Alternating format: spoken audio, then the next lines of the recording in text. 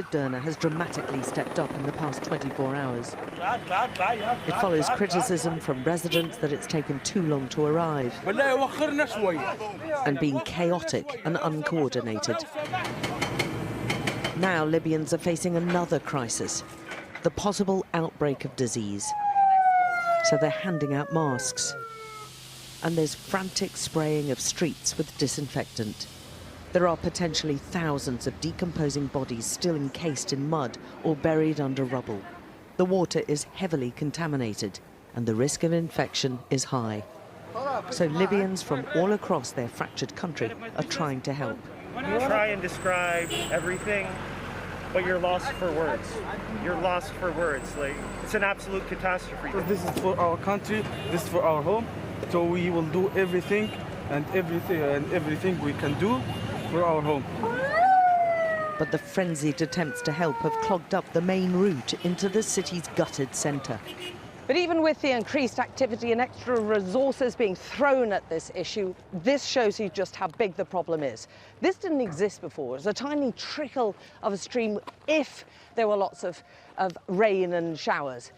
Now there's a massive big scar right through the town, and all the buildings on either side have actually been flattened, taken away, or left destroyed.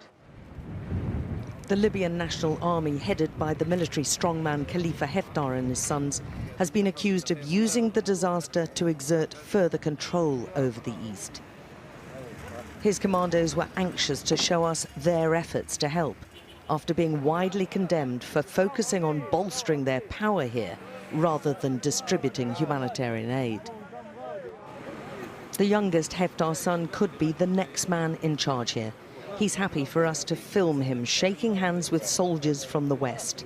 The two opposing armies control opposite sides of the country and have fought a protracted civil war.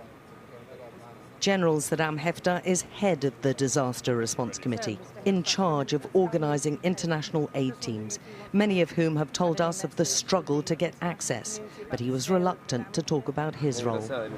I see lots of people who need help for electricity, water, aid, everything. Has there been a big enough international response, or you just don't want the international response? Everything's fine for now, he tells us. Everybody's searching now and we're ready for help. But he's a man with a reputation for toughness and doesn't seem to want to answer much more. There's a lot of criticism that it could have been prevented by the Libyan authorities. What's your view on that? But he gives that short shrift. All is okay, he says. I have no criticism.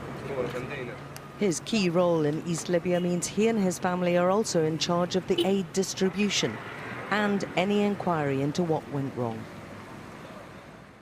Right now, the Hafter-controlled troops are on a charm offensive with us.